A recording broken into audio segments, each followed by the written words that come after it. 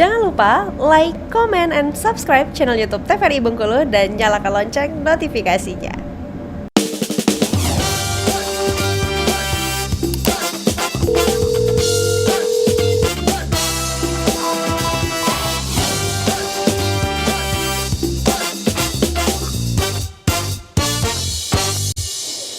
Terima kasih pemirsa, Anda masih setia bersama kami di Dokter Kito Bersama Kita Sehat. Kita masih membahas tema yang sama, hari ini tips sehat di musim pancaroba. Jadi untuk pemirsa di rumah yang mau bertanya bisa langsung beralih nih ke laman Instagram kita di @tvri Bengkulu, tentunya di postingan terbaru. Jadi pemirsa bisa langsung bertanya nih dengan ahli-ahli kita hari ini mengenai tips sehat di musim pancaroba.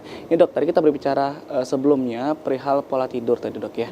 Kalau kita berbicara pola tidur ya dok, sebenarnya bagaimana sih pola tidur tadi itu dapat mempengaruhi kesehatan kita? Itu seperti apa dok?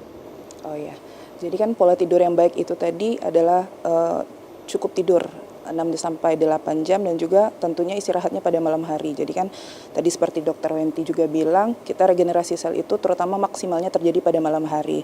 Jadi istirahat malam hari yang cukup, organ-organ tubuh kita direlaksasikan, istilahnya terutama di bagian jantung dan juga otak itu seharusnya pada malam hari untuk beristirahat. Karena mereka sebenarnya dirancang memang untuk beraktivitas lebih, menghasilkan hormon-hormon itu di siang hari. Jadi kalau kita paksa terus-menerus untuk ibaratnya terjaga di malam hari, mungkin kalau sekarang kita masih muda tuh kita masih enjoy karena organ-organ kita masih sehat kan, belum mengalami penuaan atau pelambatan kerja. Tapi nanti yang dirasakan pada waktu tuanya gitu, lebih cepat untuk terserang beberapa penyakit, terus kinerjanya juga lebih cepat menurun dibandingkan dengan orang-orang yang tidurnya cukup, kualitas tidurnya cukup, terutama di malam hari. Kayak gitu. Kalau kita tidurnya kurang, itu apa bisa mempengaruhi stres juga, Dokter Wenti?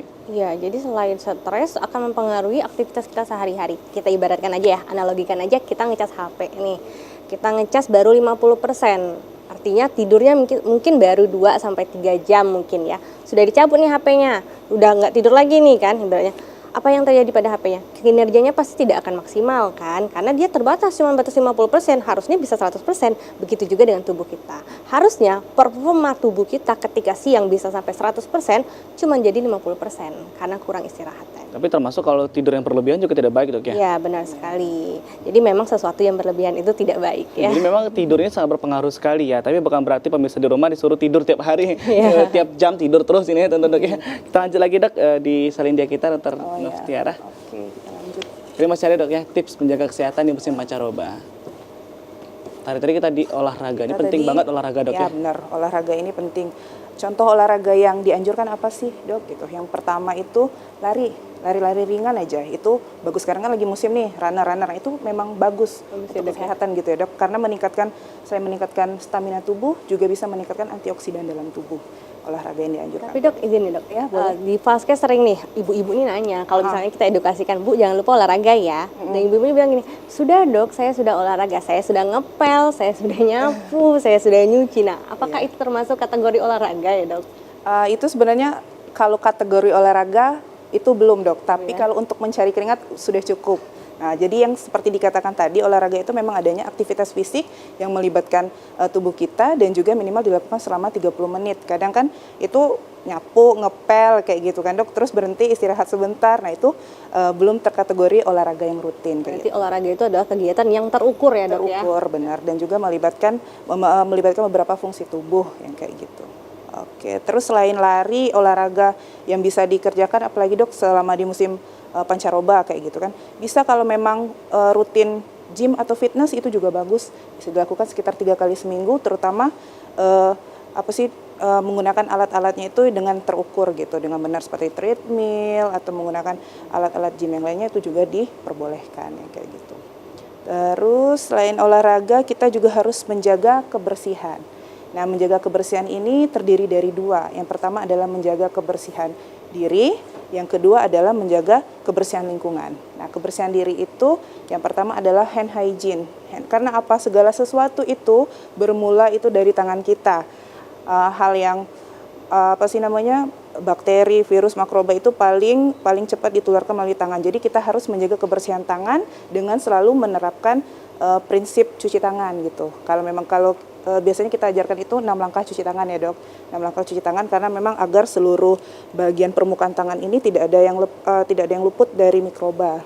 Nah, selain hand hygiene, menjaga kebersihan diri, kita juga cukup mandi 2 kali sehari dianjurkan gitu.